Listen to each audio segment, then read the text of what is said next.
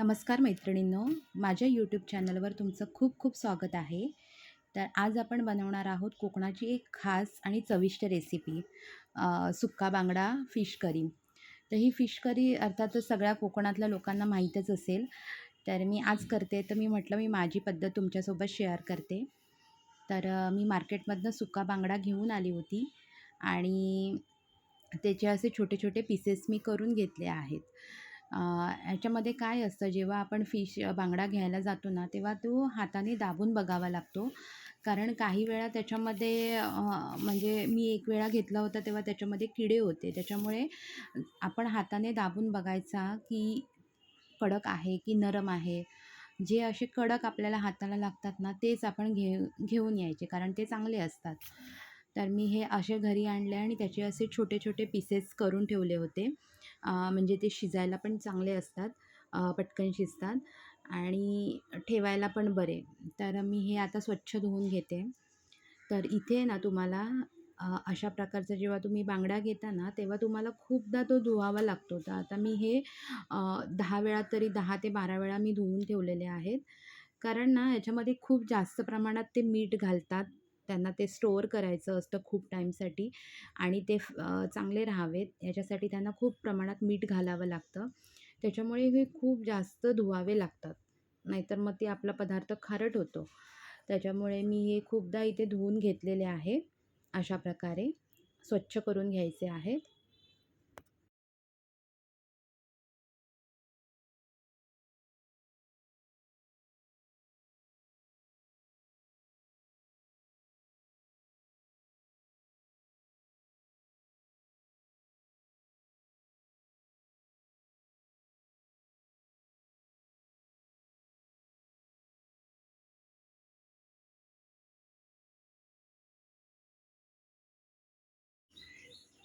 हे बघा, खूप असे छान असे स्वच्छ झालेले आहेत. म्हणजे सगळी मी त्याच्यातली घाण सगळी काढून ते धुवून घेतलेले आहेत.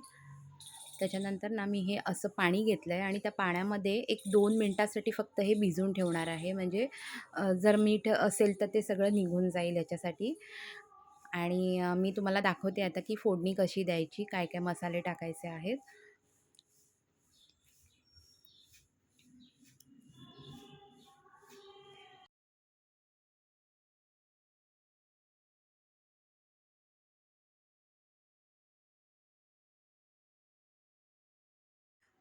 मी आता इथे ना सगळे असे एका प्लेटमध्ये मसाले काढून ठेवलेले आहेत. आपला तिखट मसाला घरचा, हळद आहे, हिंग आहे, कढीपत्ता, मिरची आणि लसूण.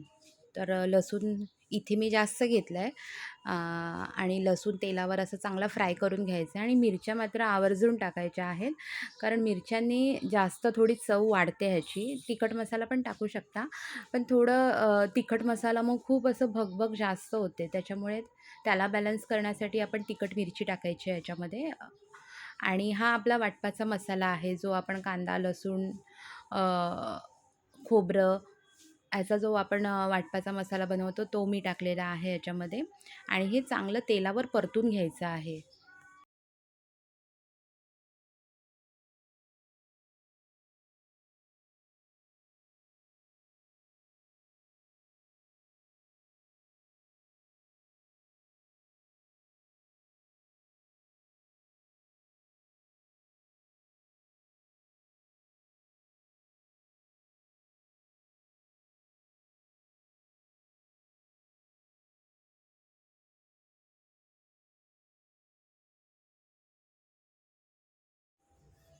इथे मी मसाला छान परतून घेतला आणि आता आपले हे पावडर मसाले टाकलेले आहेत आणि तेही चांगले परतून घ्यायचे आहेत आणि ह्याच्यासाठी गॅस मंदच ठेवायचा आहे.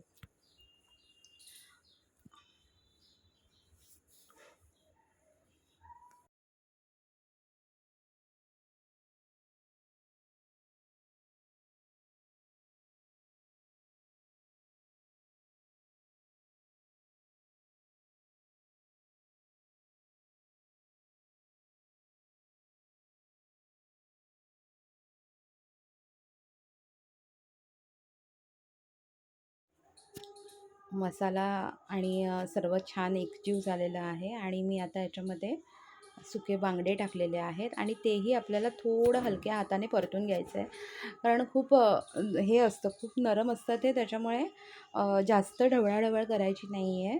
अगदी हलक्या हाताने ते त्याच्या तेलामध्ये परतून घ्यायचं आहे, जेणेकरून त्याचा उग्र वास असतो तो थोडा कमी होईल. एक 5-1 मिनटं हे मंद आचेवर तुम्हाला असे तेलावर परतून घ्यायचे आहेत आणि नंतर पाणी टाकायचं आहे. आता पाणी तुम्हाला भात कसा म्हणजे कन्सिस्टन्सी कशी हवी आहे त्याप्रमाणे तुम्ही पाणी कमी जास्त करू शकता. पण हा हा जो रस्सा आहे ना, तो थोडा थिकच असतो. म्हणजे थोडा घट्टसर रस्सा असतो. तर तुम्ही त्याप्रमाणे पाणी, खूप जास्त पाणी टाकलं तरी पण चालेल, पण थोडा जास्त थिक ठेवला ना आपण, तर तो चवीला उत्तम लागतो. तर मी हे जास्त भाकरीसोबत आम्ही खाणार आहोत, त्याच्यामुळे मी हे थोडं घट्टसर ठेवलेलं आहे. बघू शकता तुम्ही की खूप कमी रस्सा ठेवलेला आहे मी.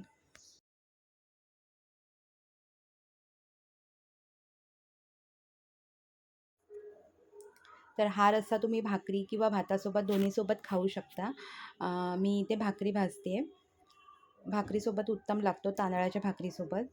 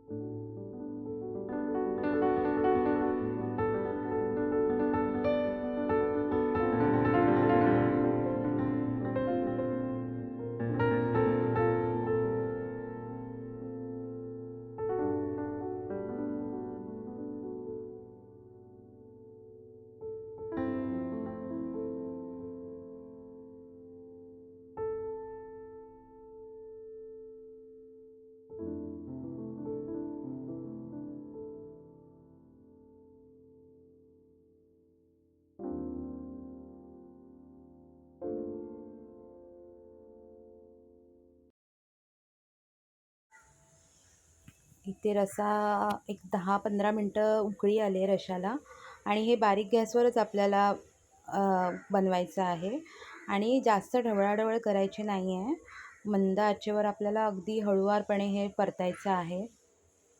इथे माझ्या भाकऱ्यासुद्धा रेडी आहेत आणि आता मी सर्व करते.